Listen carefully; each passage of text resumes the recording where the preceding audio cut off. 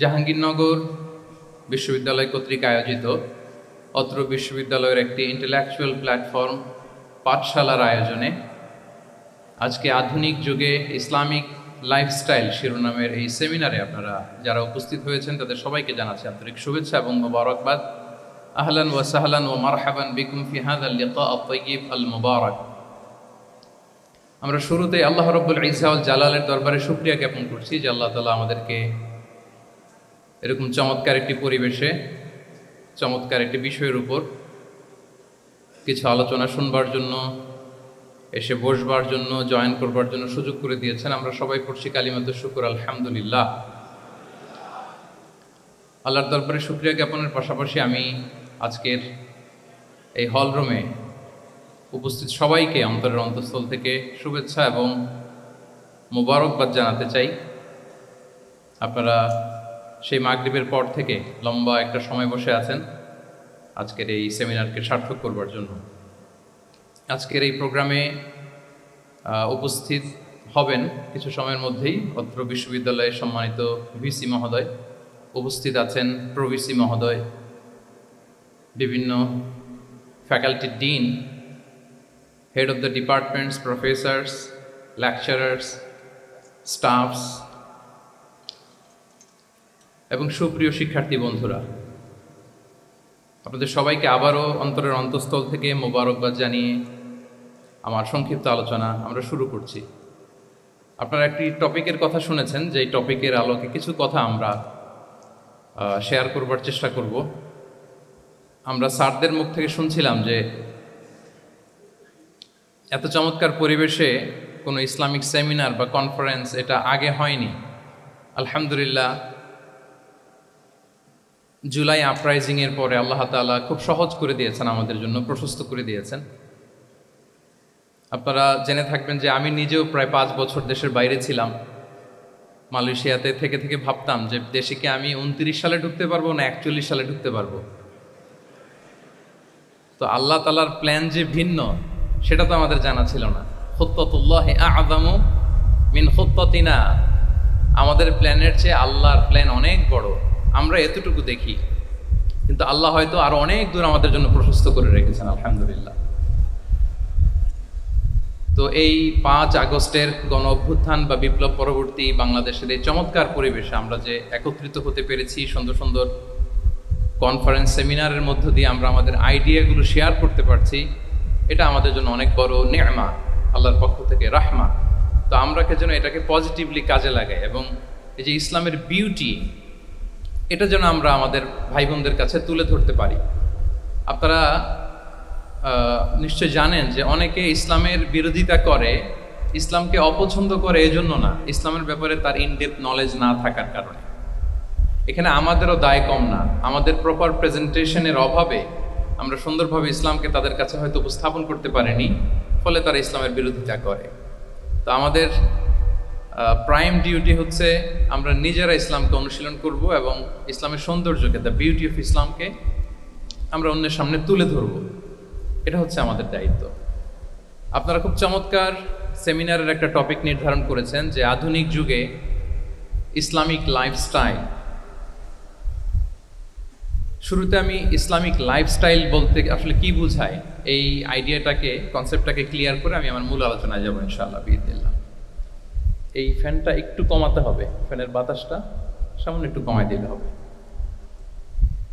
খুব সহজে যদি বলি, ইসলামিক লাইফস্টাইল হচ্ছে যে লাইফস্টাইল কোরআন সুন্নাহ থেকে উৎসারিত, এবং যে লাইফস্টাইল হচ্ছে এন্ডোর্সড বাই ইসলাম, যে লাইফস্টাইল আমাদের প্রিয় নবী মুহাম্মদুর রাসূলুল্লাহ সাল্লাল্লাহু আলাইহি ওয়া আলিহি ওয়াসাল্লাম তিনি নিজে লিড করে দেখিয়েছেন আমাদেরকে। এটাই হচ্ছে ইসলামিক লাইফস্টাইল। আই রিপিট, যে লাইফস্টাইল কোরআন সুন্নাহ থেকে উৎসারিত, যেই লাইফস্টাইলকে ইসলাম এন্ডোর্সড করে, এবং যে লাইফস্টাইল আল্লাহ রাসূল সাল্লাল্লাহু আলাইহি ওয়া আলিহি ওয়াসাল্লাম আমাদেরকে তিনি লিড করে দেখিয়েছেন। এটা একটা কমপ্লিট প্যাকেজ, একটা হোলিস্টিক প্রজেক্ট। এখানে কাটছাট করার সুযোগ নেই, মানে পিক অ্যান্ড চুজ করার সুযোগ নেই। আমার পুরো জীবনটাকেই ইসলামে অনুশাসন দিয়ে যদি আমরা পরিচালিত করি, ইসলামের ছাঁচে যদি সাজাই, সেটা হবে ইসলামিক লাইফস্টাইল। এখানে পিক অ্যান্ড চুজের কোনো সুযোগ নাই। মানে মুসলিম হইলে পার্ট টাইম মুসলিম হওয়া যায় না, ফুল টাইম মুসলিম হইতে হয়। মানে জীবনের প্রতিটা অঙ্গনে ইসলামকে আমাদের প্র্যাকটিস করতে হবে, কারণ আমরা জানি ইসলাম মানে হচ্ছে কমপ্লিট সাবমিশন, হ্যাঁ, to the order of Allah, to the wish of Allah. কোনো যদি কিন্তু তবে ছাড়া আল্লাহর আদেশের সামনে নিজেকে উজাড় করে দেওয়ার নাম হচ্ছে ইসলাম। আই রিপিট, আমি আবারও বলছি, কোনো যদি কিন্তু তবে ছাড়া আল্লাহর অর্ডারের সামনে নিজেকে সঁপে দেওয়ার নাম কি?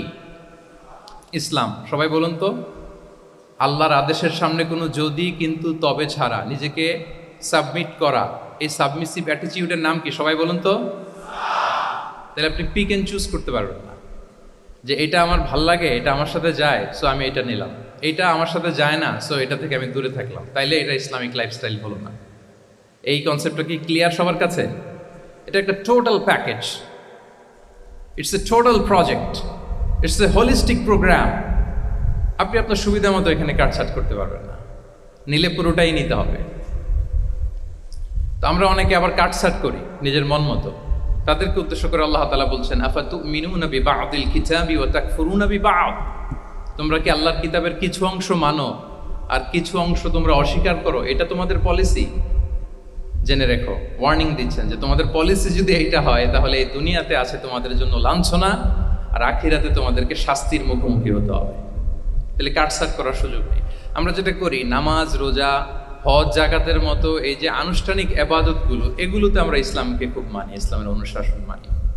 কিন্তু আমাদের ব্যক্তি জীবন, পারিবারিক জীবন, সামাজিক জীবন, আমার ডিলিংসগুলো, আমার ট্রেড, আমার বিজনেস, আমার ব্যবসা, আমার বিয়ে শাদী, আমার বিহেভিয়ার, এগুলোকে অনেক সময় আমরা ইসলামের অনুশাসন অনুযায়ী মানতে চাই না। এগুলোর ক্ষেত্রে আমরা অনেক সময় ইসলামের অনুগামী হই না। এইখানে একটা ঝামেলা রয়ে গেছে আমাদের। কিন্তু মূল কথা হচ্ছে, আপনি ইসলামকে মানলে দ্য টোটাল প্যাকেজ আপনাকে মানতে হবে। এখানে কাটছাট করার কোনো সুযোগ আছে বলেন তো? আওয়াজ করে বলেন, কোন কাটছাটের সুযোগ কি আছে? কারণ কমপ্লিট প্যাকেজ, কমপ্লিট প্যাকেজ। জীবনের প্রতিটি অঙ্গনকে ইসলামের অনুশাসন দিয়ে সাজানো, বা জীবনের প্রতিটি অঙ্গনে ইসলামকে অনুশীলন করার নামই হচ্ছে ইসলামিক লাইফস্টাইল।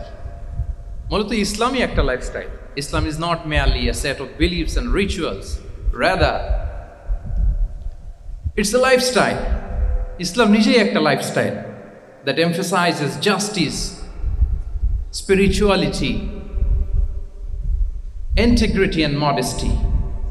আপনি যদি নিতে চান, আপনাকে পুরোটাই নিতে হবে, তাহলে কাটছাট করার সুযোগ নেই। এটা হচ্ছে প্রথম, first and foremost reminder tonight, যে ইসলাম একটা টোটাল প্যাকেজ, একটা কমপ্লিট প্রোগ্রাম, একটা হোলিস্টিক প্রোগ্রাম।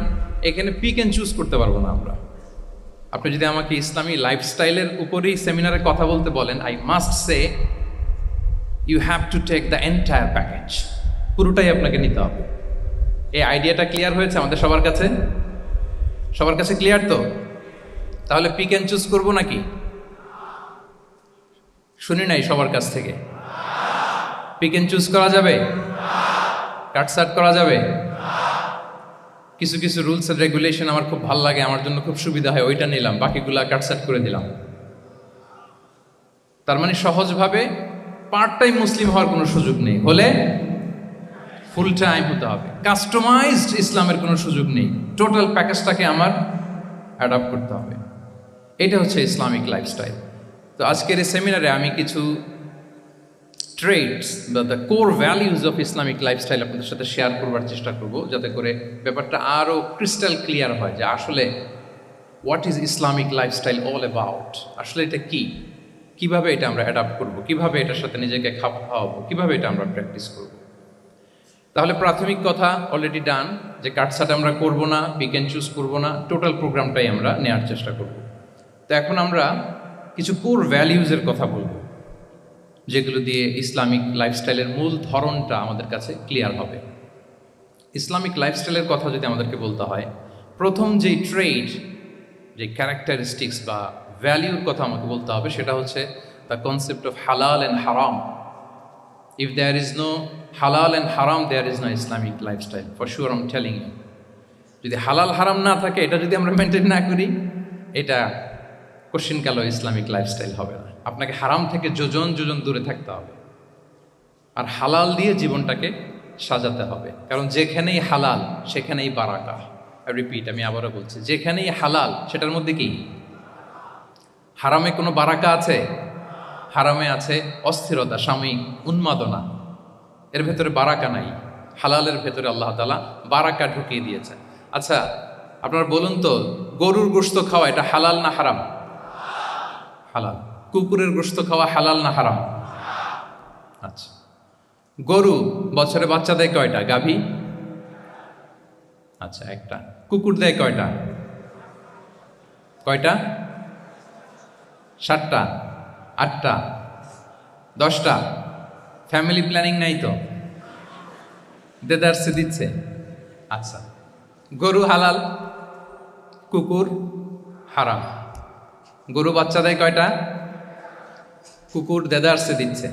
তারপরেও বলেন, আমাদের এই যে বাংলাদেশে আমাদের কুরবানির ঈদে লক্ষ লক্ষ গরু জবাই হয়, বিয়ের অনুষ্ঠানগুলোতে এত গরুর গোশত আমরা খাই, প্রতিদিনের চাহিদা মেটানোর জন্য তো কত গরু কোরবানি করা হয়। এরপরেও বলেন, বাংলাদেশে গরু বেশি না কুকুর বেশি? সবাই বলেন, গরু বেশি না কুকুর বেশি? কারণ কি? হালাল। কারণ কি? এই হালালে বরকত ঢুকিয়ে দিয়েছে কে? তাহলে if there is no concept of halal and haram, there is no Islamic lifestyle. প্রথম core value of Islamic lifestyle হচ্ছে আপনাকে হালাল দিয়ে আপনার জীবনকে সাজাতে হবে। লা ইয়াদখুলুল জান্নাতা জাসাদুন গুযিয়া বিল হারাম। হারাম খেয়ে বর্ধিষ্ণু যে দেহ, সে দেহ আল্লাহর জান্নাতে প্রবেশ করবে না। মানে whatever you consume, it should be halal. এটা হালাল হইতে হবে। শুধু যেটা আপনি খাচ্ছেন এটাই না, কুলু মিম্মা ফিল আরদি হালালান তাইয়্যিবা, আল্লাহ তাআলা বলেছেন যেটা কনজিউম করবো হালাল হবে, হালাল হতে হবে। তো এটা শুধু এত ন্যারো কনসেপ্ট না, আপনার জীবনের সবটাই হালাল হতে হবে। ইউর ফুড শুড বি হালাল, ইউর ড্রিঙ্ক শুড বি হালাল, ইউর ইনকাম শুড বি হালাল, ইউর ফ্যাশন শুড বি হালাল, ইউর এন্টারটেইনমেন্ট শুড বি হালাল। সব কিছু হালাল হইতে হবে। আমরা অনেকে যে ভুলটা করি, আমরা খাওয়ার ক্ষেত্রে শুধু হালাল খুঁজি, এরকম অনেকে করে, কিন্তু অন্যান্য ক্ষেত্রে হালাল হারামের বাজ বিছান নাই। আমি একটা উদাহরণ প্রায়ই দেই, দেখবেন যে আমাদের বাংলাদেশের সরকারি অফিসগুলোতে তো ঘুষ চলে নাকি? আল্লাহ ঘুষ থেকে এই জাতিকে তুমি হেফাজত করো। আচ্ছা, দেখবেন যে আমাদের বিভিন্ন সরকারি অফিসগুলোর মুসলিম কর্মকর্তারা, তারা ওয়াইন খায় না। আমি দেখেছি, থাইল্যান্ডে গিয়েছে, চায়না গিয়েছে অফিসের কাজে, ওখানে হালাল রেস্টুরেন্টগুলো খুঁজে, কারণ মুসলিম, তার হালাল খাইতে হবে। তো সে ওয়াইন খায় না, পর্ক খায় না, কারণ ইসলামে এটা হারাম। আবার অনেক হিন্দু কর্মচারী, সে আবার গরুর গোশত খায় না, কারণ কি তার ধর্মে ওইটা হারাম। কিন্তু এই মুসলিম কর্মচারী, হিন্দু কর্মচারী দুইজনের নির্বিশেষে মাশাআল্লাহ ঘুষ খায়। এরকম হয় না? দেখেন, মুসলিম ওয়াইন খায় না, পর্ক খায় না, তার ধর্মে হারাম। আমার হিন্দু ভাই গরুর গোশত খায় না, এটা তার ধর্মে হারাম। কিন্তু ঘুষ আবার দুই ধর্মে হালাল নাকি? হ্যাঁ, হালাল। তার মানে ওই যে pick and choose, you got the point, right? Pick and choose করেছে যে আমার ধর্মের এই এই নিয়ম আমি মানব, কারণ এটা আমার জন্য খুব ফ্লেক্সিবল, এটা খুব ভালো লাগে। কিন্তু যেটা কঠিন হয়ে যাচ্ছে, যেটা তার বিরুদ্ধে দাঁড়াচ্ছে, ওইটা সে মানে না। তাহলে পিক এন্ড চুজ করার কোনো সুযোগ। আমরা আমাদের গোটা জীবনকে হালাল দিয়ে সাজাইতে হবে, তাহলে your lifestyle will be Islamic lifestyle. এই কথাটা কি বুঝতে পেরেছেন? তাহলে ইউর ফুড শুড বি হালাল, ইউর ড্রিঙ্ক শুড বি হালাল, ইউর ফ্যাশন শুড বি হালাল, ইউর ইনকাম শুড বি হালাল, ইউর এন্টারটেনমেন্ট শুড বি হালাল, even your relationship should be হালাল। ব্যাপার কি? এটার এত আওয়াজ বেড়ে গেল।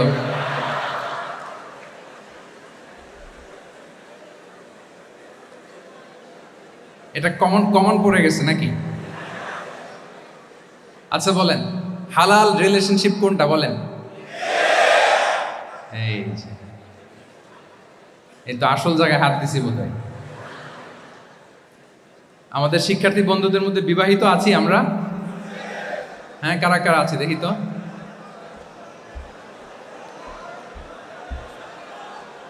দেখি দেখি, মাশাআল্লাহ মাশাআল্লাহ, ঠিক আছে ঠিক আছে।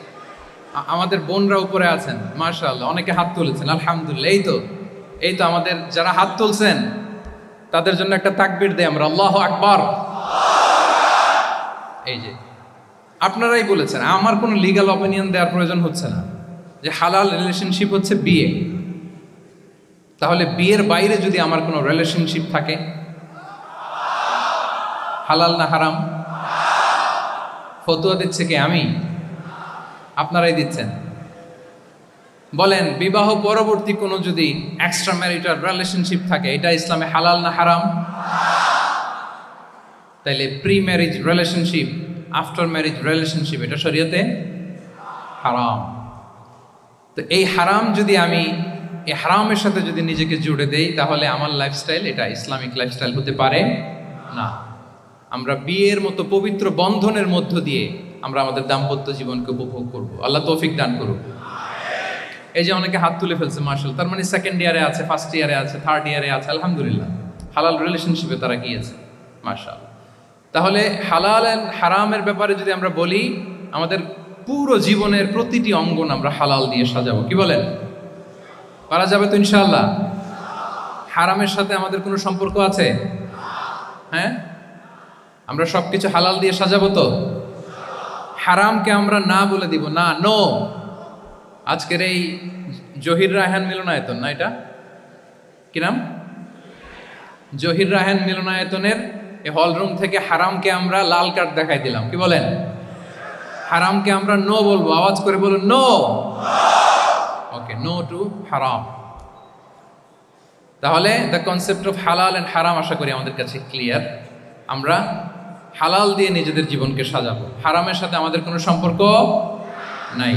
তাহলে একটা ট্রেড আমরা শেয়ার করলাম, একটা কোর ভ্যালিউ শেয়ার করলাম, যে আমরা যদি হালাল মেনটেন করতে পারি আমাদের জীবনে, এটা হচ্ছে one of the core values of Islamic lifestyle. 2 নম্বর হচ্ছে, ইসলামিক লাইফস্টাইলটা বেসিকলি এটা একটা প্রোডাক্টিভ লাইফস্টাইল। মানে ইসলামী লাইফস্টাইল আমাদেরকে প্রোডাক্টিভ হতে উদ্বুদ্ধ করে। আপনার দিন শুরু হবে অনেক সকালে, প্রোডাক্টিভিটি নিয়ে অনেক লম্বা আলোচনা করা যেতে পারে। আমি ছোট্ট একটা পয়েন্ট যদি আজকের এই হলরুমে শেয়ার করি প্রোডাক্টিভিটি নিয়ে, যে ইসলামিক লাইফস্টাইল হচ্ছে আপনি একেবারে সকাল সকাল আপনার দিন শুরু করবেন। Early to bed and early to rise makes a man healthy wealthy. সবাই তো শিখেছি এটা, যে আগে আগে ঘুমোতে যাও, আগে আগে ঘুম থেকে জাগো, তুমি ধনী হবে, তারপর তুমি প্রজ্ঞাবান হবে, তুমি সুস্বাস্থ্যের অধিকারী হবে। এটা হচ্ছে ইসলামিক লাইফস্টাইলের একটা কোর ভ্যালিউ। সকাল সকাল দিন শুরু করা, মানে সানরাইজের আগে আমার সকাল শুরু হবে। কাজী নজরুলের যে কবিতা, সূর্যি মামা জাগার আগে উঠবো আমি জেগে, পড়েছি আমরা সবাই, কিন্তু হয়তো মানা হয় না। তো এই যে সকাল সকাল ঘুম থেকে ওঠা, এটা যদি আপনার মধ্যে না থাকে, এটা ইসলামিক লাইফস্টাইল হতে পারে। You must be a morning person. সকাল সকাল উঠতে হবে। আপনার সময় এমনভাবে মেনটেন করবেন আপনি, যে সকাল সকাল ফজরের পর থেকে আপনি অ্যাক্টিভ। তার মানে you have to wake up early, you have to sleep early. একজন মর্নিং পারসন যদি না হন, এটা ইসলামিক লাইফস্টাইল হবে না। এর কারণ আল্লাহ রাসূল সাল্লাল্লাহু আলাইহি ওয়া আলিহি ওয়াসাল্লাম আমাদেরকে সকালে জেগে থাকার ব্যাপারে ইন্সপায়ার করেছেন, এবং তিনি দোয়া করেছেন এই উম্মার জন্য স্পেশালি, যে এই সময়টা এটা full of barakah, full of blessings. তিনি দোয়া করেছেন, আল্লাহুম্মা বারিক লি উম্মতি ফি বুকুরিহা। আল্লাহ এই উম্মতের বুকুরটা, মানে সকালের সময়টা, লেটস সে সানরাইজের পরে 3-4 ঘন্টা, এই সময়টাকে আল্লাহ আপনি বরকত দিয়ে ভরে দেন। এই সময়টাতে ঘুমানো যাবে না, এটা হচ্ছে বরকতের সময়। এবং আল্লাহ রাসূল সাল্লাল্লাহু আলাইহি সাল্লাম যদি কোনো সামরিক অভিযান প্রেরণ করতেন, এই টাইমে প্রেরণ করতেন, এই বুকুরের টাইমে। এবং সাহাবারা তাদের কোনো ট্রেড ক্যারাভান, ব্যবসায়িক কাফেলা যখন সেন্ড করতেন, এই টাইমটাতে সেন্ড করতেন, কারণ এই টাইমটাতে বারাকা। তো এখন নিজের সাথে মিলিয়ে নেন যে এই টাইমটাতে আমরা কি করি। আমি জানি না আপনাদের কি অভ্যাস। আমি এসে তো শুনলাম যে জাহাঙ্গীরনগর বিশ্ববিদ্যালয়ে নাকি যতজন শিক্ষার্থী, মানে ততজনের জন্য এখানে আবাসনের ব্যবস্থা আছে। বাংলাদেশের কোনো ইউনিভার্সিটিতে নাকি এটা নেই। আলহামদুলিল্লাহ, অসাধারণ প্রিভিলেজ, এখানে অনেক সুন্দর সুযোগ। তো এখন বলেন, আপনাদের সকালের রুটিন কি বলেন? ঘুমিয়ে থাকেন না জেগে থাকেন? হ্যাঁ, আচ্ছা, ফজরের পরে আমরা ঘুমাই কারা কারা দেখি? সর্বনাশ। আচ্ছা ঠিক আছে, হাত নামান। আচ্ছা, ফজরের পরে আমরা একটু এক্সারসাইজ করি, পড়াশোনা করতে বসি কারা কারা? মাশাআল্লাহ, আছে কিছু, ঠিক আছে, হাত নামান। এবার দুইবারের একবারও যারা হাত তুলেননি তারা হাত তুলেন। আপনারা কি করেন? এইটা এইটা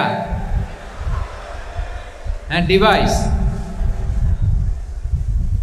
তো সম্মানিত সুধী মণ্ডলী, আল্লাহুম্মা বারিক লি উম্মতি ফি বুকুরিহা, আপনারা আমাকে এনেছেন ইসলামিক লাইফস্টাইল নিয়ে বলতে, তো আমাকে বলতেই হবে। ফজরের পরে ঘুমানো চলবে? প্রথমে আমরা হারামকে না বলে দিলাম, এবার আমরা না করে দিব কোনটাকে? হ্যাঁ, ফজরের পরে আজকে থেকে কোনো ঘুম চলবে? যদি আপনি চান একটু একটু দূরে সরাইতে হবে, যে ড্রোনগুলো একটু একটু দূরে সরাইতে হবে। ফজরের পরে আজকে থেকে, আমি এখানে জবরদস্তি করব না, শুধু আপনাদের সামনে আমি প্রেজেন্ট করছি। যদি সেমিনারের যে টপিক নিয়ে আপনারা শুনতে এসেছেন, এটা যদি আপনি অ্যাডাপ্ট করতে চান, অনুশীলন করতে চান, হ্যাঁ, ফজরের পরে আজকে থেকে কোনো ঘুম চলবে? এই সময়টাতে অনেক বারাকা আছে। তো কি করতে হবে? এটার জন্য আগে আগে ঘুমোতে হবে। কি বলেন? অনেকে ফজরের এই বরকতময় সময়টা তারা ঘুমাতে ঘুমাতে মিস করে, এর কারণ দেরিতে ঘুমোতে যাওয়া। আগে আগে ঘুমানোর অভ্যাস করতে হবে, কিন্তু আগে তো ঘুম আসে না, তাই না? এই যে ডিভাইস আমাদেরকে ঘুমাতে দেয় না, আমাদের শান্তির ঘুম কেড়ে নিছে এই ডিভাইস। এই ডিভাইস অ্যাডিকশন, স্ক্রিন আসক্তি, এই স্ক্রিন আসক্তি আমাদের শান্তির ঘুমকে কি করেছে? কেড়ে নিয়েছে। আল্লাহ তাআলা রাতকে বানিয়েছেন ঘুমের জন্য। ওয়াজআলনা লাইলা লিবাসা, লিবাস মানে আবরণ। আমি রাতকে বানিয়েছি পোশাকের মতো আবরণ করে, যে আবরণ রাত্রিবেলা নিঝুম নিঝুম নিস্তব্ধ অন্ধকার দিয়ে ছেয়ে দেয়, ফলে মেলাটিন নামে একটা হরমোন নিঃসরিত হয়, আমাদের ঘুম ঘুম ভাব আসে। ঘুমের জন্য আল্লাহ তৈরি করেছেন রাতকে। এরপরে আল্লাহ তাআলা বললেন ওয়াজআলনা নাহারা মাআশা, আর দিনকে বানিয়েছি আমি প্রাণ চঞ্চল করে, দিনে আমরা কাজ করব। তাহলে রাতে আগে আগে ঘুম, আর দিনের বেলা আল্লাহ তাআলা আমাদেরকে কাজ করার জন্য সৃষ্টি করেছেন। কিন্তু এই সাইকেলটাকে আমরা ঘুরাই ফেলছি। রাতে যত দেরি করে আপনি ঘুমাবেন, সকালে ঠিক তত দেরি করে আমাকে উঠতে হয়, ঠিক কিনা বলেন? তাহলে ফজরের পর বকুর পিরিয়ড অফ টাইমটাকে কাজে লাগাতে হলে রাতে আমাদেরকে আগে ঘুমাতে যেতে হবে। রাতে কি করতে হবে? আগে ঘুমোতে যেতে হবে। তাহলে এক নম্বরে কি বললাম? কনসেপ্ট অফ হালাল এন্ড হারাম। দুই নম্বরে বললাম প্রোডাক্টিভিটি। ইসলামিক লাইফস্টাইল হচ্ছে একটা প্রোডাক্টিভ লাইফস্টাইল। এটা মেনটেন করতে হলে প্রোডাক্টিভিটির অনেক কথা। একটা কথা হচ্ছে সকাল সকাল আপনার দিন শুরু করুন। কি পারা যাবে তো ইনশাআল্লাহ? সবাই একসাথে পড়ে ইনশাআল্লাহ। এই যে আমাদের দেরি করে রাতে ঘুম আসে, স্ক্রিন আসক্তি, এই ডিভাইস আমাদের আরামের ঘুম কেড়ে নিছে কেন জানেন? এর কারণ হচ্ছে আল্লাহর দেয়া যে ফিতরাত, এই ফিতরাতকে আমরা উল্টে দিয়েছি। ফিতরাত শব্দটার সাথে আপনাদের পরিচয় আছে? হ্যাঁ, the innate characteristics of a human being. একটা মানুষের যে যে ক্যারেক্টারিস্টিক্স, যে ইননেট স্বভাব দিয়ে আল্লাহ তাআলা তৈরি করেছেন, নেচার, এটাকে আরবিতে বলে ফিতরাত। এই ফিতরাতের বিরুদ্ধে কিছু করা যাবে না। ইসলামিক লাইফস্টাইল হচ্ছে ফিতরা বেসড লাইফস্টাইল। ফিতরাতাল্লাহিল্লাতী ফাতারান নাসা আলাইহা লা তাবদীলা লিখালকিল্লাহ। আল্লাহর প্রকৃতির অনুসরণ করো, যে প্রকৃতি দিয়ে তিনি মানুষকে সৃষ্টি করেছেন। আর আল্লাহর সৃষ্টি কাঠামোর মধ্যে কোনো পরিবর্তন, কোনো বিকৃতি নেই। সুবহানাল্লাহ বিহামদি। তা আমরা এই ফিতরাতকে চেঞ্জ করে দেওয়ার কারণে এই ঝামেলা। আমরা সবাই এই ফিতরাতের উপর জন্মেছি। কুল্লু মাউলুদিন ইউলাদু আলাল ফিতরা ফাআবাওয়াহু ইউহাউবিদানিহি আও ইউনাসসিরানিহি আও ইউমাজ্জিসানিহি। প্রতিটি নিউ বর্ন বেবি তারা ফিতরাতের উপর জন্মায়, মানে নবজাতক সন্তান ইসলামের উপর জন্মায়। কিন্তু বাবা মা তাকে হয় ইহুদি বানায়, নাসারা বানায়, বা অগ্নি উপাসক বানায়। তাহলে এই যে ফিতরাত, আল্লাহর দেয়া ফিতরাতকে যখন আমরা চেঞ্জ করেছি, আমাদের জীবন থেকে বারাকা উঠে গিয়েছে। ফিতরাতকে যদি আরো সহজ করে আমি আপনাদেরকে বুঝাই, তাহলে ফিতরাত হচ্ছে যা কিছু স্বাভাবিক, যা কিছু কল্যাণকর, যা কিছু ভালো, তাই ফিতরাত। আই রিপিট, সুপ্রিয় শিক্ষার্থী বন্ধুরা, ফিতরাত হচ্ছে যা কিছু স্বাভাবিক, যা কিছু ভালো, যা কিছু কল্যাণকর, তাই কি? তাই ফিতরাত। এই যে এখন আরবি কোন মাস চলছে বলেন তো? রজব। এই রজব মাসের ২৬ তারিখ দিবাগত রাত্রে আল্লাহ রাসূল সাল্লাল্লাহু আলাইহি ওয়াসাল্লাম ঊর্ধ্ব জগতের একটা ভিজিটে গিয়েছিলেন। আমরা জানি না সবাই? হ্যাঁ, ইসরা মেরাজের কথা আমরা জানি। সো মেরাজ রজনীতে আল্লাহ রাসূল সাল্লাল্লাহু আলাইহি ওয়া আলিহি ওয়াসাল্লাম ফিতরাত মানে what is the essence of ফিতরা এটা বোঝানোর জন্য এই হাদিসটা আমি শেয়ার করছি। মেরাজে যখন গেলেন জিবরিল আলাইহিস সালাম ওনাকে দুইটা পেয়ালা দিলেন। তিনি বললেন উচি চুবি ইনা আইন, আমাকে দুটি পেয়ালা দেয়া হলো, ফি আহাদিহিমা লাবান ও ফিল আখারি খামর, এক পেয়ালায় ছিল দুধ আরেক পেয়ালায় ছিল মদ। ফা আখাজতুল লাবান ওয়া শারিবতু, যখন দুইটা অপশন দেয়া হলো, দুইটা পেয়ালা, আমি দুধের পেয়ালাটা নিলাম এবং সেটা পান করলাম। তখন জিবরিল আলাইহিস সালাম বললেন আসাবতাল ফিতরা, মানে you are guided to the fitrah, আপনি সঠিকটাই নিয়েছেন, যেটা ফিতরা, যেটা নেওয়া উচিত আপনি ওইটাই নিয়েছেন। তাহলে এখন আরো সহজ হবে, যদি দুইটা পেয়ালা দেয়া হয়, একটা মদের পেয়ালা আর একটা দুধের পেয়ালা, তো আমরা নিব কোনটা বলেন? হ্যাঁ, তাইলেই ফিতরা হবে। তাহলে কি হবে? তাহলে যেটা স্বাভাবিক, যেটা কল্যাণকর, যেটা আমাদের জন্য ভালো, সেটা হচ্ছে ফিতরা। তাহলে মদের পেয়ালা দুধের পেয়ালা কোনটা নিব? সবাই নিব তো নাকি? আমাদের রুচির যে দুর্ভিক্ষ চলতেছে, অনেকে মদের পেয়ালাই নিয়ে নিবে। কি বলেন?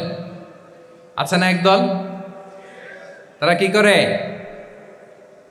ওইটা চুজ করে ফেলবে। এবার বলেন আমরা কোন পেয়ালা নিব, মদের না দুধের? আমাদের ঐতিহ্য, আমাদের রুচি, আমাদের মূল্যবোধকে ধ্বংসের যত আয়োজন দরকার সব সেট আপ চারদিকে আছে। আল্লাহর ফিতরাতকে ধ্বংস করে দেওয়ার শয়তানি সব আয়োজন আমাদের চারিদিকে। বাট আপনাকে রাইট থিংটা চুজ করতে হবে। তাহলে রাসূল সাল্লাল্লাহু আলাইহি ওয়াসাল্লামকে দুধ দেয়া হলো, মদ দেয়া হলো, তিনি নিলেন দুধের পেয়ালা।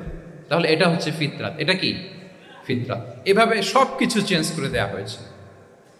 সব কিছু, আমাদের লাইফস্টাইল চেঞ্জ করে দেয়া হয়েছে, আমাদের ফুড হ্যাবিট চেঞ্জ করে দেয়া হয়েছে, আমাদের খাদ্যাভ্যাসের মধ্যে পরিবর্তন। দেখবেন যে এখন আমরা যা খাই, আগে কিন্তু এটা খাইতাম না। এখন আমরা প্রসেসড ফুড খাই, হ্যাঁ, ফাস্ট ফুড খাই, জেনেটিক্যালি মডিফাইড যে ফুডগুলো আমরা খাই, এরপরে ল্যাব মিট, কত যে ভয়ঙ্কর। আপনারা জেনে থাকবার কথা যে ল্যাবে তৈরি মাংস দেখেছেন নাকি আপনারা? প্রাকৃতিক মাংসের কোনো ছিটে ফোটা নেই, কিন্তু এটা গরুর মাংস হয়ে গেছে, ওইটা মানুষ খাচ্ছে। মানে আমাদের লাইফস্টাইলও করাপ্টেড, আমাদের ফুড হ্যাবিটও করাপ্টেড, আমাদের স্লিপিং সাইকেলটা করাপ্টেড, সব কিছু করাপ্ট করে দেওয়া হচ্ছে। এবং এটার প্রভাব পড়েছে আমাদের শিশুদের মধ্যেও। দেখবেন যে শিশুরা সবজি খেতে চায় না। আমার তো 2 মেয়ে আছে, আমি তো দেখি বাসায়, বা অনেকের কমপ্লেনগুলো আমরা শুনি। আমাদের এখনকার বাচ্চাদেরকে ভেজিটেবলস দিলে খায় না, মাছ দিলে খায় না, অর্গানিক ভালো ভালো খাবার দিলে শাকসবজি খায় না। কি খাবে জানেন? সচেস খায়, সচেস, হটডগ খায়। হ্যাঁ, ওই যে আপনি অর্ডার দিয়ে বার্গার এনে দিবেন, পিৎজা এনে দিবেন, ওইটা খাবে। তারপর ইনস্ট্যান্ট নুডলস খাবে, স্যুপ খাবে, ফ্রোজেন যত মিল আছে এগুলো খাবে, টিনজাত খাবার যেগুলো দীর্ঘদিন সংরক্ষণ করে রাখা হয়। তো বলেন, আজ থেকে 30 বছর আগে আমাদের বড়রা কিংবা আমাদের শিশুরা, আমরা কেউ কি এই খাবার খেয়েছি বলেন তো? আওয়াজ করেন, খেয়েছি কেউ? They changed the entire system. কেন আমরা ইসলামিক লাইফস্টাইল নিয়ে কথা বলছি এখন? কারণ আমাদের পুরো সিস্টেমটাই, আমাদের পুরো ফিতরাতটাই ওরা চেঞ্জ করে দিয়েছে। তারপর ডিভাইস ছাড়া বাচ্চারা খেতে চায় না, কার্টুন দেখে দেখে খাওয়াতে হয় ওদের। কি বলেন? আচ্ছা বলেন তো, আজ থেকে 30 বছর পেছনে ব্যাক টু দ্য হিস্ট্রিতে যদি আমরা যাই, 70-এর দশকে, 80-র দশকে বাংলাদেশের কোনো একটা গ্রামের কথা, একটা পল্লীর কথা আপনি একটু চিন্তা করেন তো। রাত 8টার দিকে, 9টার দিকে আপনি ওই গ্রামের কাউকে খুঁজে পাবেন? 70-এর দশকে, 80-র দশকে একটা গ্রামের, একটা গ্রামীণ একটা পরিবেশের কথা যদি চিন্তা করেন, রাত 8টায় সবার কি অবস্থা বলেন তো? আপনি তো ঘুম খুঁজে পান না, আপনার তো ইনসমনিয়া। আমাদের এখন ট্যাবলেট খাওয়া লাগে না ঘুমের জন্য? আমাদের তো ইনসমনিয়া হয়ে গেছে এখন। কিন্তু আজ থেকে বেশি দূরে না, 30 বছর আগের একটা গ্রামীণ পরিবেশের রাত 8টার পরিবেশ হচ্ছে সবাই ঘুম। আমরা তারও 2 বা 3 ঘন্টা পরে ডিনার করব, কিন্তু ওনাদের মাগরিবের আগে বা পরে ডিনার করে ফেলছে, এশার নামাজ পড়েই কি 1-2 না, পুরো গ্রাম জামাতে ঘুম, পুরো গ্রাম জামাতের সাথে ঘুম। তো যে লোকটা 8টার দিকে ঘুমালো, উঠবে কখন বলেন? রাত 3টার পর ওর ঘুম আসবে? আর হ্যাঁ, ঘুমেরও তো একটা লজ্জা শরমের ব্যাপার আছে, আর কত থাকবে এখানে? কি বলেন? আপনি তো ঘুমাতে যান রাত 2টায়, আর আজ থেকে 30 বছর আগে আমার বাংলাদেশের একটা গ্রামীণ পরিবেশে রাত 8টার দিকে সবাই ঘুম। আমরা এখন যেই টাইমটাতে ঘুমোতে যাই ওই সময় ওনাদের অর্ধেক ঘুম শেষ। ফজরের নামাজ পড়ে আমাদের বাপ চাচারা কি করতো? হ্যাঁ, একটু ব্যাক টু দ্য হিস্ট্রিতে তাকান না। ফজরের নামাজ পড়ে এক বল পান্তা ভাত খাইতো। আমরা তো এখন এতটুক খাইলে আমাদের এটা বার্ন করার জন্য দৌড়াইতে হয় 5 কিলো, জিমনেশিয়ামে যাইতে হয়, কত আয়োজন, কত ওয়ার্কআউট করা লাগে। এক বল কাঁচামরিচ দিয়ে, পোড়ামরিচ দিয়ে ভাত খেয়ে চলে যাইতো ফসল খেতে। দুপুরে আবার এক বল, খাইতে বসলেই এক বল। আমরা সারা মাসে খেতে পারি না এক বল। আচ্ছা, কি খেত? খাওয়ার আইটেমটা দেখেন তো, কোনো ফরমালিন আছে? কথা বলেন। কোনো মেডিসিন ছিল না, একেবারে ফ্রেশ, হ্যাঁ, পিওর অর্গানিক। নিজেদের মাঠ থেকে আনা যে ধান, ঢেকি ছাটার ধান দিয়ে ভাত খেত। বাড়ির পুকুরের মাছ, কোনো ফরমালিন নাই। নিজের চাষ করা সবজি খেত, গোয়ালের দুধ খেত। আমরা অনেকে মনে করি যে আমাদের এই যে সায়েন্স অ্যান্ড টেকনোলজিক্যাল অ্যাডভান্সমেন্টের যুগে আমরা বোধহয় খুব সুখে আছি, আমাদের দাদা পরদাদারা বোধহয় এত সুখ করে যায় নাই। ওনারা যে সুখ করে গেছে তা আমরা চোখেও দেখিনি। আমার দাদা পরদাদারা যে সুখে লাইফ লিড করেছে তার অর্ধেকও আমরা করতে পারি না। তারাই আসলে শান্তির, সুখের, আনন্দের সময়টা তারা কাটিয়েছে। তাহলে সম্মানিত সুধীমণ্ডলী, পুরো আমি আপনাদেরকে বোঝানোর চেষ্টা করছি যে ইসলামিক লাইফস্টাইল নিয়ে why we should talk about Islamic lifestyle, কারণ পুরো সিস্টেমটাকে তারা কলাপস করেছে, করাপ্ট করেছে। The food habit, the lifestyle, the sleeping style, সব চেঞ্জ করেছে। তো এই জন্য আল্লাহর দেয়া ফিতরাতকে যেন আমরা প্রিজার্ভ করি, আমরা সচেতন হই। এখনই যদি সচেতন না হই, ডিজাস্টার আমাদের জন্য অপেক্ষা করছে। Just wait and see. তাহলে ইসলামিক লাইফস্টাইল হচ্ছে একটা ফিতরা বেসড লাইফস্টাইল। এই ফিতরাকে আমাদেরকে প্রিজার্ভ করতে হবে।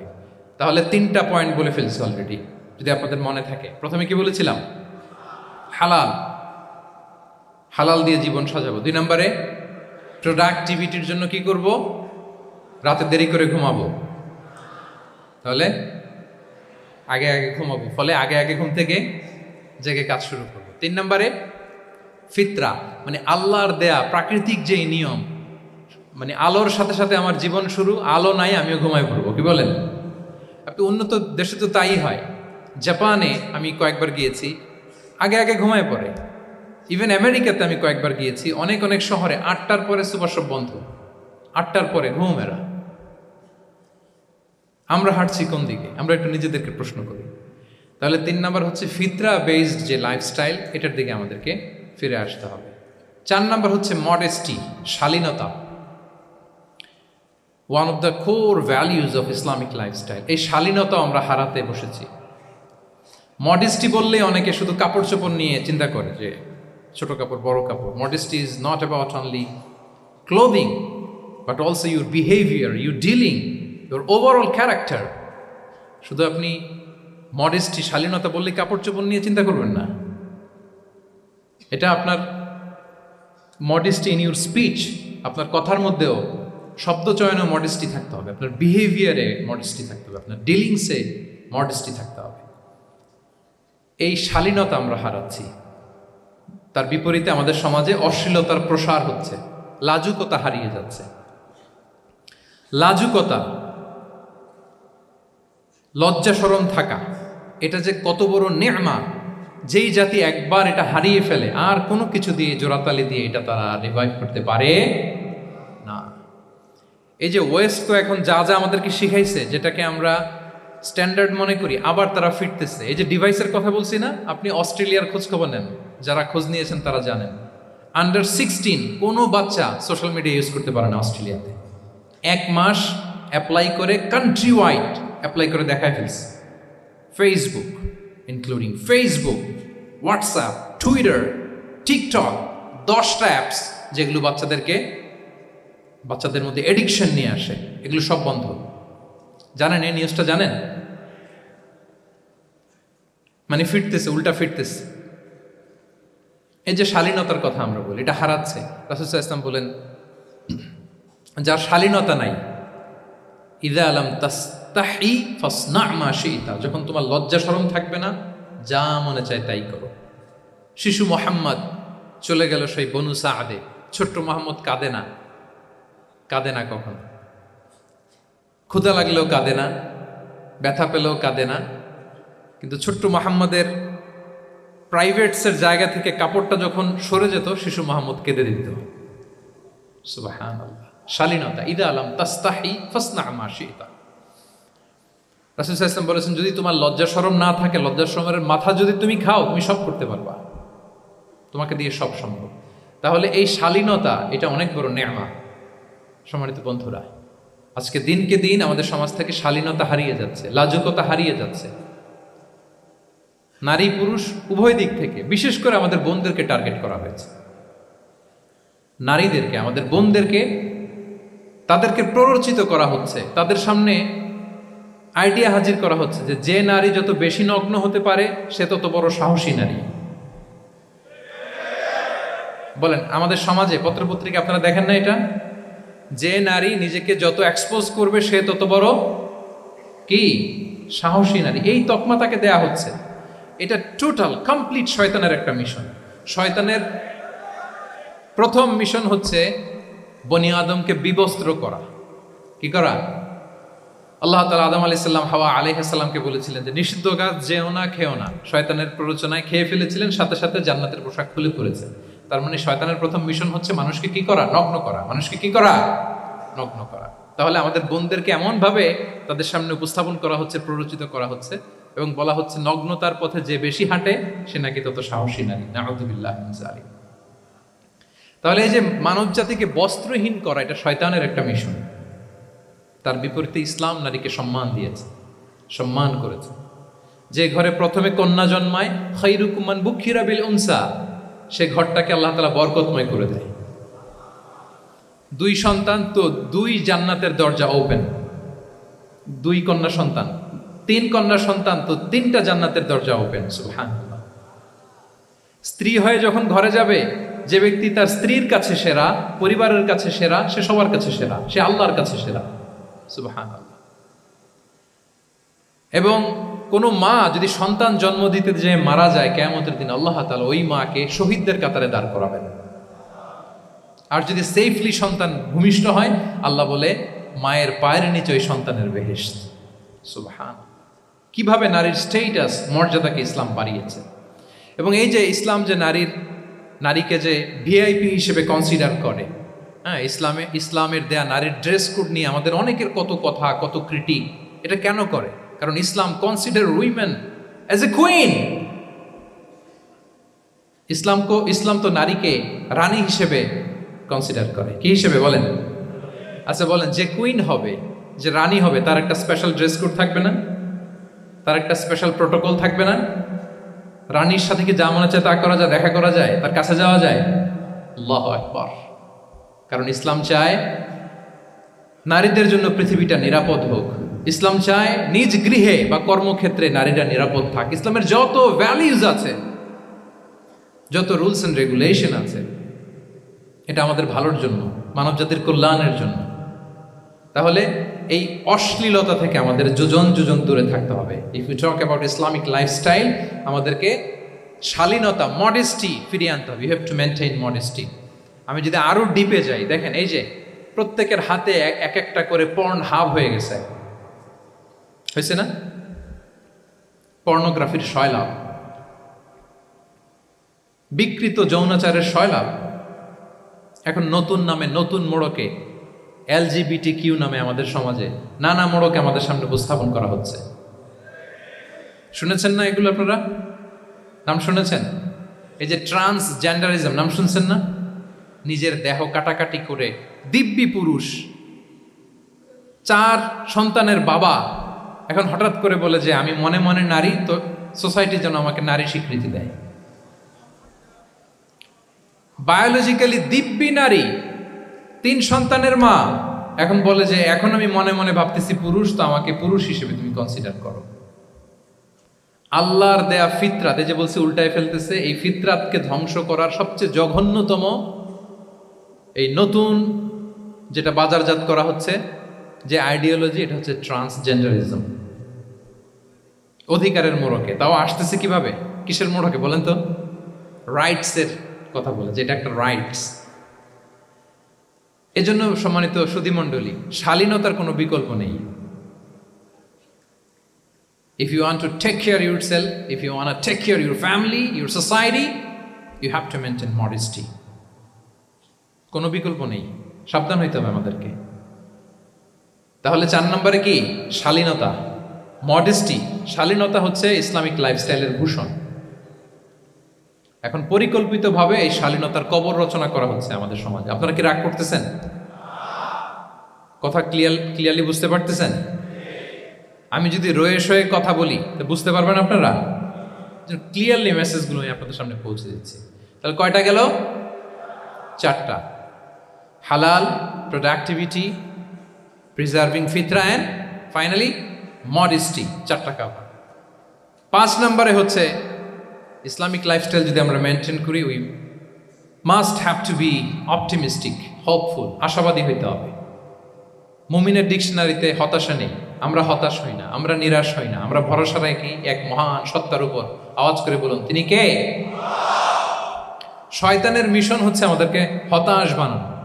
আমি স্টেজে ওঠার আগে সম্মানিত স্যার বলতেছিলেন যে আপনি একটু আশাবাদী করবেন আমাদের নারী শিক্ষার্থীদের ব্যাপারে, আমাদের ছেলে শিক্ষার্থীদের কয়েকটা ইস্যু স্যার বললেন যে কিছু ফ্রাস্ট্রেশন তাদের মধ্যে কাজ করে। আজকে আপনাদের ডিকশনারি থেকে ফ্রাস্ট্রেশনকে একেবারে অমিট করে দিয়ে যাব। বলেন, বিশ্বাসীদের ডিকশনারিতে হতাশা বলে কোনো শব্দ আছে? ফ্রাস্ট্রেশন আছে? কারণ শয়তানের মিশন হচ্ছে আমাদেরকে হতাশ বানানো। কি বানানো?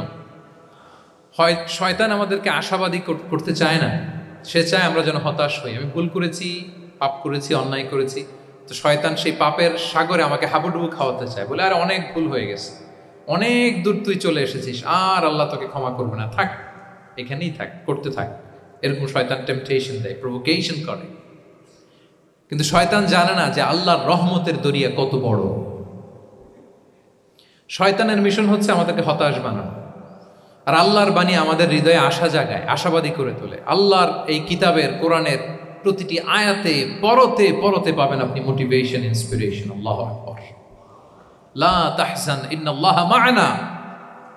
মনকে তুমি বুঝিয়ে বলো আল্লাহ আছেন আমার সাথে।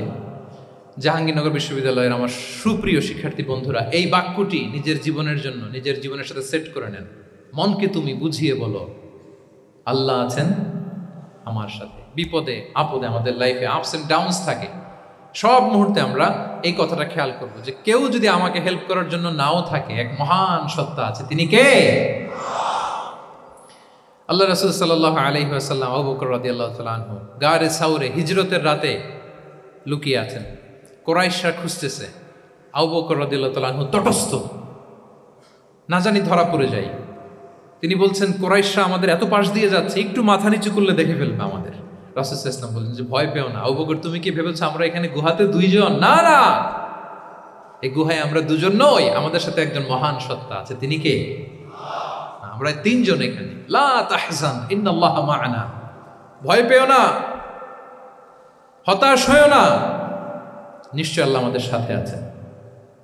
আল্লাহ তাআলা সরাসরি কথাটাকে কোরআনে কোট করেছেন যে লা তাহজান ইন্নাল্লাহা মা'ানা।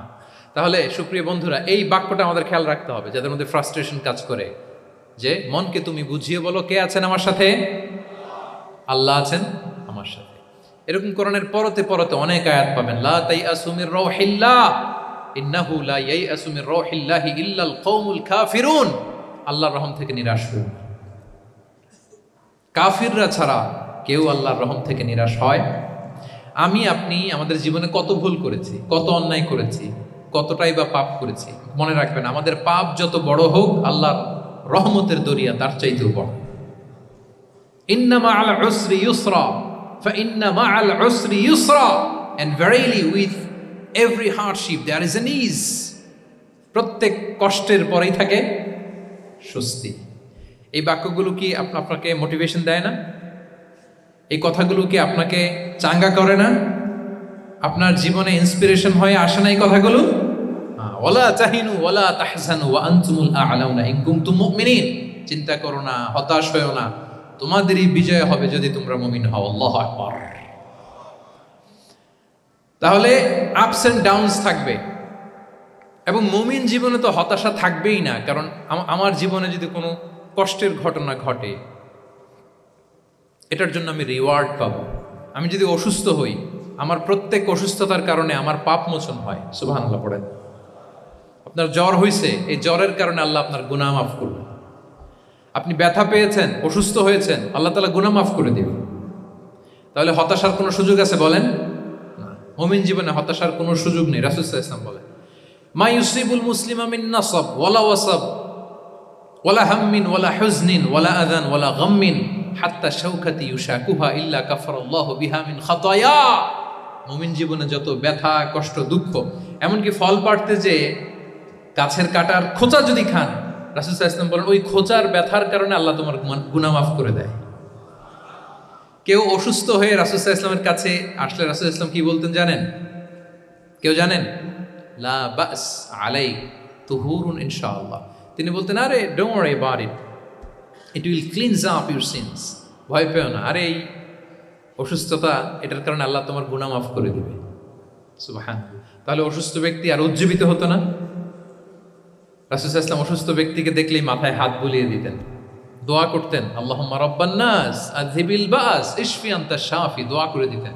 আর বলতেন, আরে ভয় পেও না, এই অসুস্থতা তোমার গুনাহ মাফ করে দিচ্ছে। তাহলে অসুস্থতার মধ্যেও তারা উজ্জীবিত হতো। আমরা মানুষকে আশাবাদী করব, ভয় দেখাবো না। অসুস্থ মানুষকে ভিজিট করতে গেলে আপনারা কি করেন? ভয় দেখান নাকি? না, আশাবাদী করবেন। বলবেন যে আরে কি অসুস্থতা, আপনার দেখে দেখে অনেক সুস্থ লাগতেছে, বলতে পারবেন না? কিন্তু আমরা কি করি? কেউ অসুস্থ হইলে ওই অসুস্থতায় সবচেয়ে কষ্ট পেয়ে যে মারা গেছে তার হিস্ট্রি বলা শুরু করি। এরকম করে না অনেকে? ধরেন যে একজন ক্যান্সারের পেশেন্টকে দেখতে গেছেন, এইবার যে আপনার কোন খালা ক্যান্সারে কিভাবে ধুকে ধুকে মরছিল, ওই হিস্ট্রি আপনি বয়ান দিতে শুরু করছেন। বেচারা বাঁচবে? যা একটু সুস্থ ছিল ওইটাও তো অসুস্থ বানাই দিচ্ছেন। কি বলেন? তাহলে ইসলাম আমাদেরকে আশাবাদী করে। প্রিয় ভাই এবং বোনেরা, কি করে? আশাবাদী করে। আমরা যদি আমাদের কোনো প্রিয়জনকে হারাই, আমরা আশাবাদী হয়েই হারাই, কারণ তাকে আমি চিরকালের জন্য হারাচ্ছি না। আপনি আপনার আব্বাকে হারাচ্ছেন তো কি হয়েছে? বাপ হারায় তো কাঁদবে নাস্তিক। কি বলেন? নাস্তিকদের তো মরার পরে নাকি আর কিছু নাই। হ্যাঁ, দেখবেন আপনাদের সামনে সামনে অনেক কিছু বলে যে কিছু নাই, যা দেখি না, বিশ্বাস করি না। একা একা যখন মৃত্যুর পরে কি হবে চিন্তা করে ওর দম বন্ধ হয়ে আসে। ইসলাম মানুষকে আশাবাদী করে। দেখেন আমরা কত দূর দেখি, কত দূর ভাবি। আমার দাদা মারা গেছে, এটা আমার কোনো টেনশনেরই কারণ না, কারণ আমি সবসময় ভাবি আমার দাদাকে আমি ওপারে যেয়ে পাবো, আমার আব্বাকে আমি হারিয়েছি তো ওপারে পাবো, আমার বন্ধুকে আমি হারিয়েছি, কাছের বন্ধুটা যে আমার জন্য খুব ইন্সপিরেশন ছিল, সাময়িক বিচ্ছেদ এটা আমাদের জন্য, কারণ আমরা ওই জগতে বিশ্বাস করি। আল্লাহু আকবার। তাহলে হতাশা আমাদের ডিকশনারিতে আজকে থেকে রাখা যাবে। ইসলামিক লাইফস্টাইল যদি মেনটেন করতে চান, you have to be optimistic. Clear কথাটা? আচ্ছা, এরপরে গ্রেটফুলনেস, 6 নাম্বার। গ্রেটফুলনেস, আপনাকে কৃতজ্ঞ হইতে হবে, শুকরগুজার হইতে হবে। আমরা অনেকে কমপ্লেইন করি খুব বেশি, না এটা ভুল। সম্মানিত সুধীমণ্ডলী, be grateful with what you have. যা আছে এটা নিয়ে শুকরগুজার হন, আপনার জীবনটাকে আল্লাহ সুন্দর করবে। তাহলে কমপ্লেইন করবো না, আমরা শুকরগুজার হব। রাসূল সাল্লাল্লাহু আলাইহি ওয়াসাল্লাম বলেছেন, তোমার চেয়ে যে খারাপ অবস্থানে আছে তার দিকে তাকাও, যে ভালো আছে তার দিকে তাকিও না। হ্যাঁ, যে ভালো আছে তার মতো আপনি হওয়ার চেষ্টা করবেন। আপনার গোল থাকবে। I am not talking about the goals and plans. Your plan and goal should be bigger and bigger. But আপনি ও খুব ধনী, ও খুব ভালো আছে, এটা দেখে কষ্ট পাবেন না। কারণ আপনি খেয়াল করেন যে আপনার চেয়ে অনেক খারাপ অবস্থানে আছে অনেকে, ওর দিকে তাকালে দেখবেন যে আপনার আর খারাপ লাগতেছে না। শেখ সাদি রাহিমাহুল্লাহ, বিখ্যাত কবি, নাম শুনেছেন না? ওনার একবার পায়ে দেওয়ার মতো জুতা ছিল না। কি ছিল না? সবাই বলুন, কি ছিল না? জুতা। তো উনি একবার রাস্তা দিয়ে হাঁটতেছেন, হঠাৎ দেখেন এক লোকের 2টা পাই নাই। কি নাই? শুকরগুজার হলেন, চিৎকার করে বললেন আলহামদুলিল্লাহ, যে আল্লাহ অনেক ভালো আছি, আমার জুতা নাই এজন্য মন খারাপ, ওর তো পাই নাই। হ্যাঁ, এজন্য বেঁচে যে আছি এজন্যই আলহামদুলিল্লাহ। লা ইন শাকারতুম লা আযীদান্নাকুম ওয়া লা ইন কাফারতুম ইন্না আযাবি লাশাদীদ। আল্লাহ বলেন যদি শুকরিয়া করো, শুকরগুজার হও, আমি আল্লাহ নিয়ামত বাড়িয়ে দেব। যদি না শুকরি করো, জেনে রাখো আমার শাস্তি কঠিন। তাহলে বেঁচে যে আছি এজন্যই কি পড়া উচিত? জাহাঙ্গীরনগর বিশ্ববিদ্যালয় আওয়াজ করেন, বেঁচে যে আছি এজন্য কি পড়বো? আপনি যে অবস্থানে থেকে খুশি না, ভাল লাগে না আপনার, যে হায় রে আমি তো লুজার, আমার কিচ্ছু নাই, আপনার এই অবস্থানে পৌঁছাটা অনেকের জন্য স্বপ্ন। মানে যেটা পেয়ে আপনি হ্যাপি না, অতটুকু হইতে পারাটা অনেকের কি স্বপ্ন। আপনাকে যদি জিজ্ঞেস করি ভাই কি চান, কি লাগবে বলেন, কি চান, তা আপনি বলবেন যে শেখ আমি ধনী হইতে চাই, আমার একটা ব্রাইট ক্যারিয়ার চাই, আমি টাকা চাই, আমি খ্যাতি চাই, আমি ক্ষমতা চাই, এটা চাই। কত যে চাওয়ার ফিরিস্তি আমাদের। আপনি একটু একটা ক্যান্সার হসপিটালে জানতো, ক্যান্সারের 3rd স্টেজে চলে আসছে, ধুকে ধুকে লাস্ট স্টেজে চলে আসছে। আপনার তো অনেক কিছু চাই, আপনি ওকে একটু জিজ্ঞেস করেন যে ভাই আপনি কি চান? ও টাকা চায় না? ক্যান্সারের রোগী টাকা চাবে? খ্যাতি চাবে? ব্রাইট ক্যারিয়ার চায়? সে কি চায় বলেন তো একটু? সে একটু বাঁচতে চায়। যে ভাই তুমি কি চাও? বলবে আমি কিছু চাই না, একটু বাঁচতে চাই। বার্ন ইউনিটে যদি কখনো যাওয়ার সুযোগ হয়, দেখবেন যে চিৎকার করে তারা, এত কষ্ট, এই দহনের কারণে এত কষ্ট, তারা চিৎকার করতে থাকে হসপিটালকে কাঁপিয়ে। আপনি ওকে একটু জিজ্ঞেস করবেন ভাই কি চাও? বলেন তোর চাওয়াটা কি? ও শুধু বাঁচতে চায়, কিন্তু ওই বেঁচে থাকা নিয়ে তো আমাদের কোনো ফিলিংসই নাই। আমরা যে বেঁচে আছি এটা যে শুকরগুজার হওয়ার অনেক বড় একটা কারণ, আমরা এরকম করে ভাবিই না। এজন্য সুপ্রিয় সুধী মণ্ডলী, আমরা যে বেঁচে আছি এজন্য আলহামদুলিল্লাহ। শুধু বেঁচে থাকার কারণে আমরা কি পড়বো? তাহলে গ্রেটফুলনেস। আপনি যদি ইসলামিক লাইফস্টাইলে নিজেকে অভ্যস্ত করতে চান, আপনার যেমনি অপটিমিস্টিক হইতে হবে, অ্যাট দ্য সেম টাইম আপনাকে কি হইতে হবে? গ্রেটফুল হইতে হবে। 7 নম্বরে তাওয়াক্কুল। Put your trust on Allah, because only He can help you, only He can protect you. And when you put your trust on Allah, you are in a divine shield. আপনি যখন আল্লাহর উপর নিজেকে ন্যস্ত করেন, আপনি একটা ডিভাইন, একটা প্রোটেকশনের ভেতরে থাকেন। বিশ্বাসীরা কি করে? আল্লাহর উপর ভরসা করে। কি করে? কার উপর? তদবিরের উপর, লবিং এর উপর, মামা চাচা? তাহলে আল্লাহর উপর ভরসা হবে। কার উপর? ফাইদা আসামতা ফাতাওয়াক্কাল আলাল্লাহ। আল্লাহর উপর ভরসা করুন। এমনকি ঘর থেকে বের হওয়ার সময় রাসূল সাল্লাল্লাহু আলাইহি ওয়াসাল্লাম আমাদেরকে বলেছেন আল্লাহর উপর তাওয়াক্কুল করো। আমরা কি দোয়া পড়ি বলেন তো ঘর থেকে বের হয়ে? বিসমিল্লাহি তাওয়াক্কালতু আলাল্লাহ। এই তাওয়াক্কুল নিয়ে আমাদের অনেক মিসকনসেপশন আছে। আমাদের মধ্যে একটা প্রবণতা আছে, অনেকে বলে যে যা হবে হবে, আল্লাহ ভরসা। বলে যে যা হবে হবে, কি ভরসা? কথা বলতে হবে তো আমার সাথে। আপনারা কি বোরিং হচ্ছেন? ওরে আল্লাহ, অনেক রাত হয়ে গেছে, তো শেষ করে দিই তাহলে। আর কয়েক মিনিটের মধ্যে শেষ করবো ইনশাআল্লাহ। তাহলে অনেকের মধ্যে একটা প্রবণতা আছে, তারা বলে যে যা হয়েছে হয়েছে, কি ভরসা? যা করে আল্লাহ, আল্লাহ ভরসা। এটা it's not the concept of tawakkul. এটা তাওয়াক্কুল নয়। ইসলামে তাওয়াক্কুল is always at the second step. The first step is you refer. প্রথমে আপনি চেষ্টা করবেন, এরপরে আপনি আল্লাহর উপর তাওয়াক্কুল করবেন। কিছু না করে যদি বলেন আমি আল্লাহ ভরসা, এটা আল্লাহ ভরসা হয়েছে? এটা আপনার মন গড়া একটা কথা হয়েছে, কিন্তু এটা তাওয়াক্কুল হয়? আমাদের অনেকে অলসতা, অকর্মণ্যতা, অপারগতা, হীনমন্যতা এগুলোর তাওয়াক্কুল বানায় ফেলেছে। হাত গুটায় বসে থাকবে, কাজ করবে না, অলস, আর বলে কি আল্লাহ ভরসা। রিজিকের মালিক আল্লাহ, কিছু করবে না আর বলে আল্লাহ ভরসা। প্রিয় ভাইরা, রাসূল সাল্লাল্লাহু আলাইহি ওয়াসাল্লাম তিনি অলসতা, অকর্মণ্যতা, হীনমন্যতা, কাপুরুষতা, ভীরুতা এগুলো থেকে আল্লাহর কাছে পানাহ চেয়েছেন।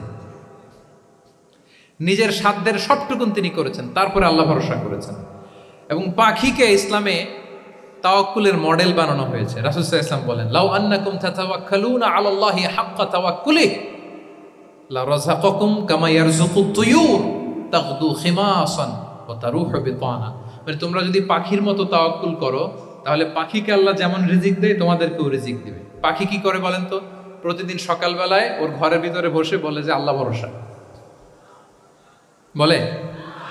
বরঞ্চ কি করে সে সকাল সকাল কিচির মিচির রবে দিক দিগন্ত মাতিয়ে সে বের হয়ে যায়, সারাদিন ঘুরতে থাকে। তাহলে খালি পেটে সকালবেলায় পাখিগুলো বের হয়ে যায়, আকাশে বাতাসে ছুটে বেড়ায়, আর বিকেল বেলায় ওদর পূর্তি করে প্রতিটা পাখিকে তার নিড়ে ফিরিয়ে দেয় কে? আপনারা তো বোঝা অনেক সহজ। এটা তো নাকি একেবারে আপনাদের জাহাঙ্গীরনগর, এটা তো নাকি পাখিদের অভয়ারণ্য শুনলাম আমি, কখনো আসা হয়নি আমার, দিনের বেলা আসা দরকার ছিল, তাহলে আপনাদের ক্যাম্পাস বিউটি আমি দেখতে পেতাম। তো পাখি কিন্তু বসে থাকে না, সকালে কি করে? খালি পেটে পাখিগুলো বেরিয়ে যায়, ওরা ওদের রোল প্লে করে, চেষ্টা করে, এরপরে বিকেলবেলা ওদর পূর্তি করে তাদেরকে নিড়ে ফিরিয়ে দেয় কে? তাহলে পাখিকে তাওয়াক্কুলের মডেল বানানো হয়েছে। আপনি হাত গুটিয়ে বসে থেকে বললেন আল্লাহ ভরসা, এটা হয়েছে না। আপনি আপনার সর্বোচ্চটুকুন চেষ্টা করবেন, সব করার পরে এরপরে আপনি বলবেন আল্লাহ ভরসা। তাহলে তাওয়াক্কুল হলো প্রথমে যে কোনো জিনিস অ্যাচিভ করার জন্য পরিকল্পনা করা, তারপর সে পরিকল্পনা বাস্তবায়নের উপায় বের করা, তারপর বিভিন্ন উপায় উপকরণের সাহায্য নিয়ে সেটা অ্যাচিভ করার জন্য প্রাণান্তকর প্রচেষ্টা চালিয়ে যাওয়া, অবশেষে ফলাফলের জন্য কার উপর নির্ভর করা। দিস ইজ কল্ড তাওয়াক্কুল। এখন আমি কিছুই করলাম না, বললাম যে যা করে আল্লাহ, তাওয়াক্কুল হয়েছে তো না?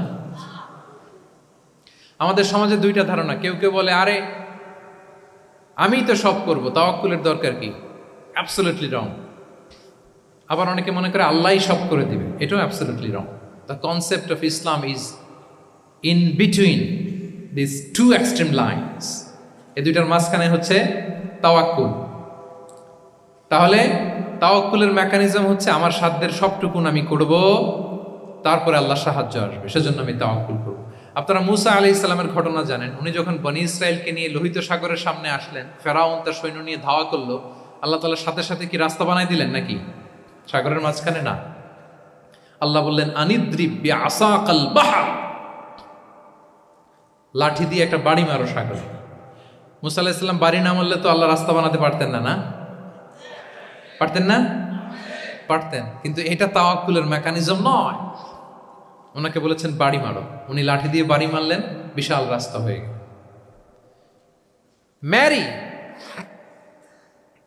মারিয়াম আলাইহিস সালাম যখন ঈসা আলাইহিস সালামকে ডেলিভারি করলেন, ক্লান্ত শ্রান্ত ক্ষুধার্ত, কি খাবেন?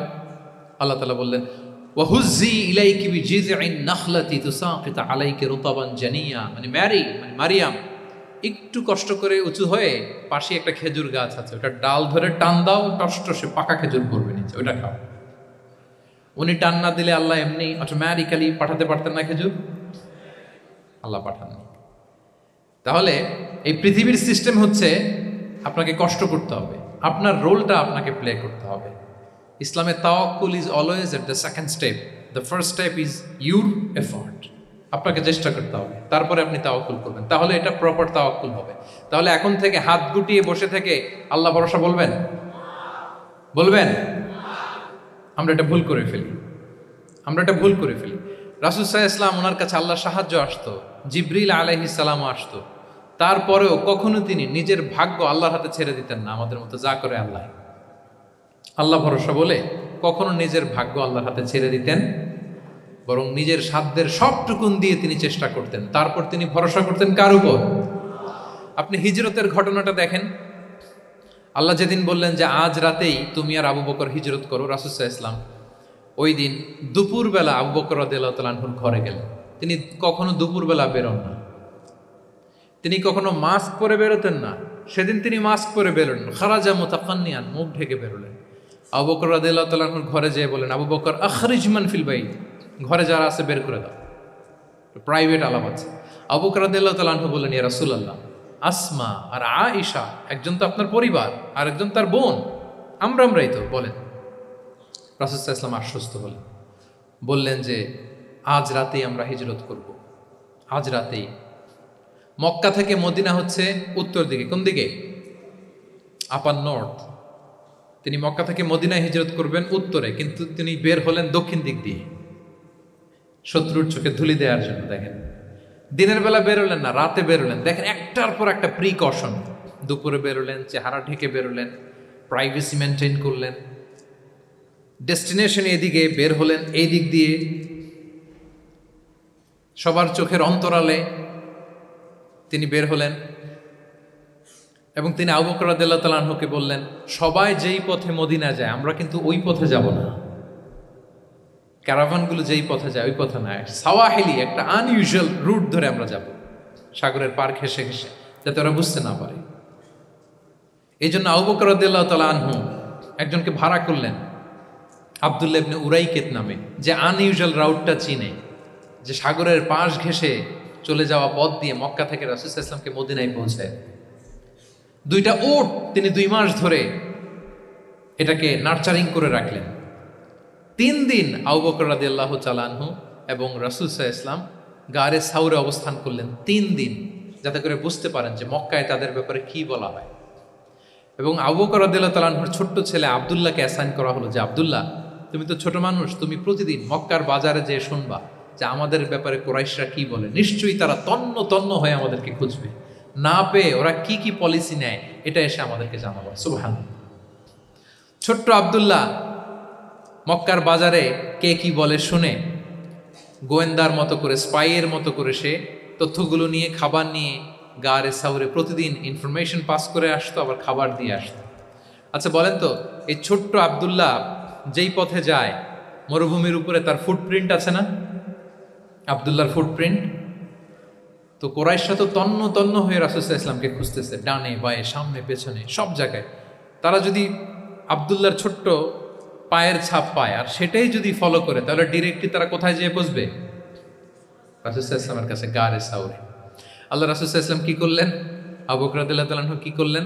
আমির ইবনে ফুহায়রা নামে আরেকটা লোককে অ্যাসাইন করলেন, যে 3 দিনের জন্য আব্দুল্লাহ যখন তথ্য নিয়ে খাবার দিয়ে চলে যাবে, আমির ইবনে ফুহায়রা, তোমার কাজ হচ্ছে যেই পথ দিয়ে আব্দুল্লাহ হেঁটেছে এই পথ দিয়ে তুমি আমাদের ছাগলগুলোকে একটু চড়াই দিবে। তাহলে ওখানে ওই বাচ্চার আর ফুটপ্রিন্ট থাকবে না, ওই ছাগলগুলোর পায়ের ছাপ থাকবে। অনেক লম্বা ঘটনা, এরকম একটার পর একটা প্রিকশন আল্লাহ রাসূল সাল্লাল্লাহু আলাইহি ওয়াসাল্লাম এবং আবু বকর রাদিয়াল্লাহু তাআলা আনহু ওনারা নিয়ে তারপরে হিজরতের পথে রওনা হয়েছেন। এবং যখন রওনা হয়েছেন রাসূল সাল্লাল্লাহু আলাইহি ওয়াসাল্লাম ডানে বায়ে তাকান না, তিনি কোরআন তেলাওয়াত করছিলেন। হি ওয়াজ রিসাইটিং দ্য কোরআন, কারণ now he is in the state of tawakkul, এখন তিনি তাওয়াক্কুল করতেছেন। তাহলে বলেন তো, তাওয়াক্কুল কি শুরুতে না শেষে? তারপরে কতটা শেষে?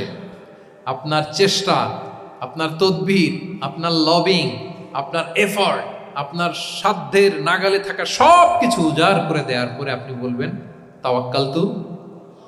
আমরা করি কি? আমরা কি করি? আল্লাহ ভরসা। ভাই কি প্ল্যান আপনার? হুজুর আল্লাহ ভরসা। এবার বলেন, এটা হয়েছে? এটা কি আসলে দ্য প্রপার কনসেপ্ট অফ তাওয়াক্কুল হয়েছে প্রিয় ভাই এবং বোনেরা? হয় নাই। কারণ তাওয়াক্কুল is always at the second step, the first step is you refer. আপনি আপনার সাধ্যের সবটুকু করবেন, তারপর কি করবেন? ক্লিয়ার? সব শেষ।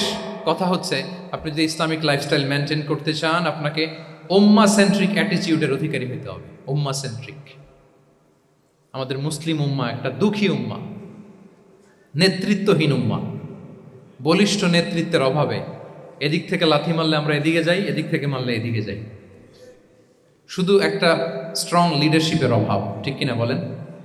এই যে আমাদের রোহিঙ্গা ভাইয়েরা 10 মিলিয়ন আসছে, ওনারা এখন 1 মিলিয়ন আসছে, 10 লাখ, এখন বোধহয় 2 মিলিয়ন প্লাস হয়ে গেছে বা 3 মিলিয়ন হয়ে গেছে। আমি গত মাসে গিয়েছিলাম রোহিঙ্গা ক্যাম্পে দেখার জন্য তাদের কি অবস্থা।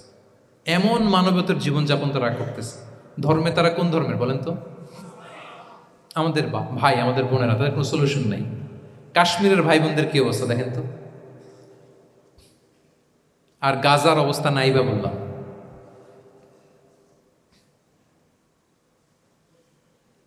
পাখির মতো গুলি করে মারা হয়েছে, মসজিদ ধ্বংস করা হয়েছে, এমনকি খ্রিস্টানদের গির্জা ধ্বংস করা হয়েছে। একটা লিডারশিপের, একটা স্ট্রং লিডারশিপের অভাবে আজকে আমাদের এই অবস্থা। এই জন্য আপনি যদি ইসলামিক লাইফস্টাইলের কথা বলেন, অফকোর্স আপনাকে উম্মা সেন্ট্রিক মেন্টালিটির হতে হবে।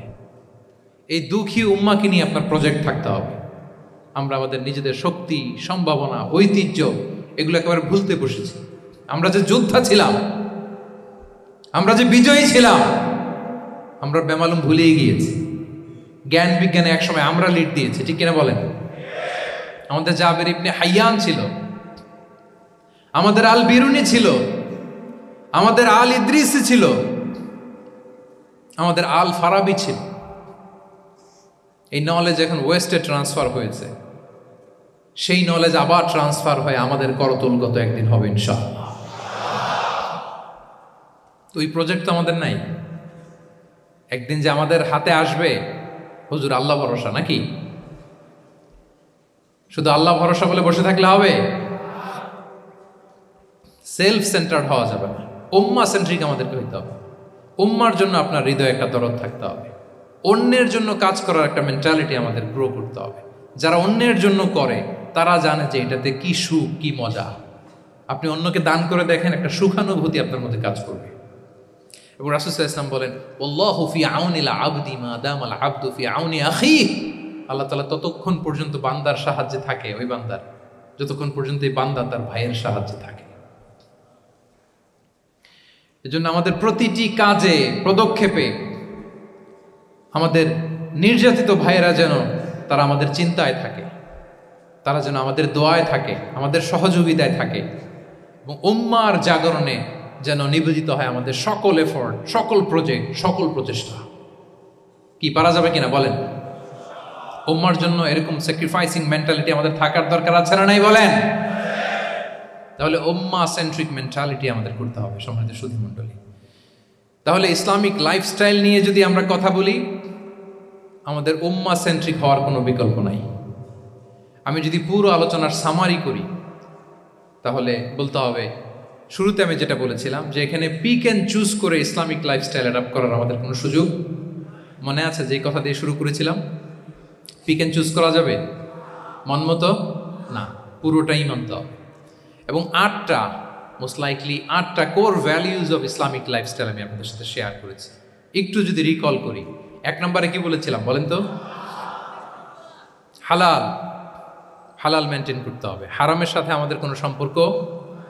2 নম্বরে প্রোডাক্টিভিটি। 3 নম্বরে ফিতরা বেসড লাইফস্টাইল হতে হবে। 4 নম্বরে মডেস্টি।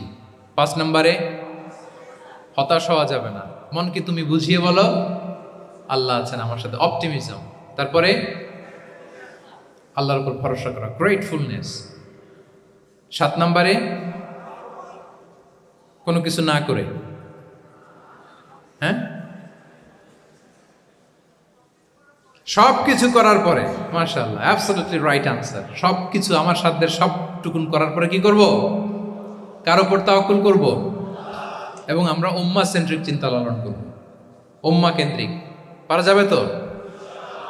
এই কোর ভ্যালিউজগুলো যদি আপনি মেনটেন করেন, this would be the Islamic lifestyle. সম্মানিত সুধী,